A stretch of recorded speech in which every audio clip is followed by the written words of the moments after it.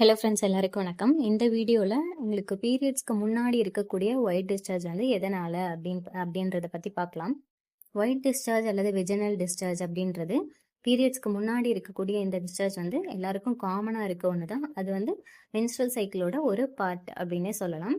So இதோட sign உங்களுக்கு வந்து இப்போ ஒயிட் டிஸ்சார்ஜ் இருக்குது அப்படின்னா உங்கள் பாடி வந்து அதாவது உங்கள் பாடி வந்து தன்னைத்தானே அந்த வெஜினாவை பாதுகாத்துக்கிறதுக்காக வெளியிடக்கூடிய ஒரு செக்ரீஷன் தான் இந்த வெஜினல் டிஸ்சார்ஜ், ஒயிட் டிஸ்சார்ஜ் அப்படின்னு சொல்லுவாங்க.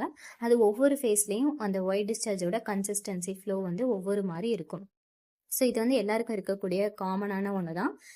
இதை நினச்சி ஒயிட் டிஸ்சார்ஜ் இருக்குது அப்படின்னு சொல்லி பயப்பட தேவையில்லை.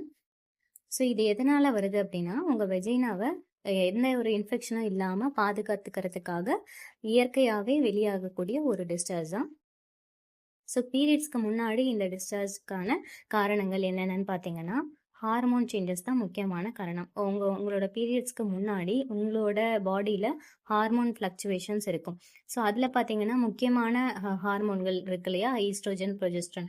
அதில் வந்து ஈஸ்ட்ரோஜனோட லெவல் வந்து இன்க்ரீஸ் ஆகும், ப்ரொஜெஸ்ட்ரானோட லெவல் வந்து டிக்ரீஸ் ஆகும் உங்களோட பீரியட்ஸ்க்கு முன்னாடி. ஸோ இதனால தான் உங்களுக்கு திக்கான white discharge, sticky white discharge அப்படின்னு சொல்லுவாங்க. திக்காகவும் இருக்கும், ஸ்டிக்கியாகவும் இருக்கும். இது வந்து பீரியட்ஸ்க்கு முன்னாடி வரக்கூடிய ஒரு ஒயிட் டிஸ்சார்ஜ். அடுத்து வந்து ஓவுலேஷன் டைமில் நமக்கு எல்லாருக்குமே தெரிஞ்சிருக்கும். ஓவுலேஷன் டைமில் வரக்கூடிய டிஸ்சார்ஜ் வந்து எக் ஒயிட் மாதிரி இருக்கும், எக் ஒயிட் ரிசம்பிளன்ஸில் இருக்கும்.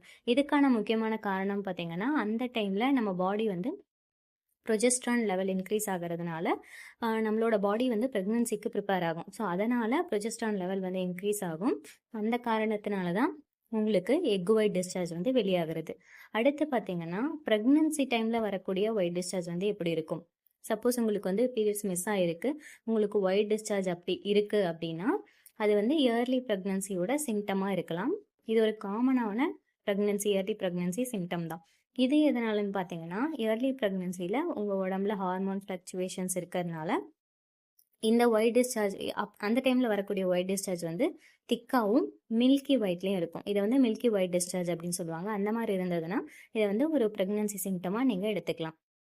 அடுத்து ஒரு முக்கியமான விஷயம் என்னன்னு பார்த்தீங்கன்னா நீங்கள் கவனிக்கக்கூடியது இன்ஃபெக்ஷன்னாலேயும் கூட உங்களுக்கு ஒயிட் டிஸ்சார்ஜ் வந்து வரலாம். உங்களுக்கு எப்பவும் இருக்க ஒயிட் டிஸ்சார்ஜை விட அப்நார்மலாக இருக்குது, நார்மலாக இல்லாமல் ஏதோ டிஃப்ரெண்ட்டாக இருக்குது. இப்போ நார்மலாக நம்ம மென்ஸ்ட்ரல் சைக்கிள் இருக்கக்கூடிய டிஸ்சார்ஜ் வந்து அவ்வளோக்கா ஸ்மெல் இருக்காது. ஆனால் சப்போஸ் உங்களுக்கு இன்ஃபெக்ஷன் இருக்குது அப்படின்ற மாதிரி இருந்தால் உங்களுக்கு இருக்கக்கூடிய ஒயிட் டிஸ்சார்ஜ் வந்து நல்லாவே டிஃப்ரெண்ட்டான ஸ்மெல்லில் இருக்கும். கலரும் வந்து டிஃப்ரெண்ட்டாக இருக்கக்கூடிய சான்சஸ் இருக்குது. ஒரு சிலருக்கு க்ரீன் கலராக கூட இருக்கலாம். அந்த மாதிரிலாம் இருந்தது அப்படின்னா அது இன்ஃபெக்ஷனாக இருக்கும். நம்ம வந்து அதை கண்டிப்பாக கவனிக்கணும். ஸோ அதனால் உங்களுக்கு ஒயிட் டிஸ்சார்ஜ் இருக்குது அப்படின்றத பயப்பட தேவையில்லை. இப்போ நீங்கள் ப்ரெக்னன்சிக்கு ட்ரை பண்ணுறவங்களா இருந்தால் ஒவ்வொரு ஃபேஸ்லேயும் எந்த மாதிரி ஒயிட் டிஸ்சார்ஜ் இருக்குது அப்படின்றத நீங்கள் வந்து நோட் பண்ணிகிட்டே வரணும். அப்படி வரும்போது தான் உங்களுக்கு ஓவுலேஷன் எப்போ நடக்குது அப்படின்றத நீங்கள் கண்டுபிடிக்க முடியும். எக் ஒயிட் டிஸ்சார்ஜாக இருந்தது அப்படின்னா உங்களுக்கு ஓவுலேஷன் நடக்குது அப்படின்றது அர்த்தம். ஒரு சிலருக்கு பீரியட்ஸ்க்கு முன்னாடி ட்ரையாகவும் இருக்கும், ஒரு சிலருக்கு ஒயிட் டிஸ்சார்ஜ் இருக்கும். சப்போஸ் உங்களுக்கு ஃபஸ்ட்டு இருந்ததை விட டிஃப்ரெண்ட்டாக இருக்குது, எனக்கு எப்போவுமே இந்த மாதிரி டிஸ்சார்ஜ் இருந்ததில்லை ஆனால் இப்போ இருக்குது, அடுத்த பீரியட்ஸ் தள்ளி போயிருக்கு, அந்த மாதிரி இருந்ததுன்னா அது ப்ரெக்னென்சிக்கான சிம்டமாக கூட இருக்கலாம். ஸோ இந்த வீடியோ பார்த்த எல்லாருக்கும் ரொம்ப நன்றி. உங்களுக்கு ஏதாவது டவுட்ஸ் இருந்தால் கமெண்ட்ஸில் கேளுங்க. தேங்க்யூ.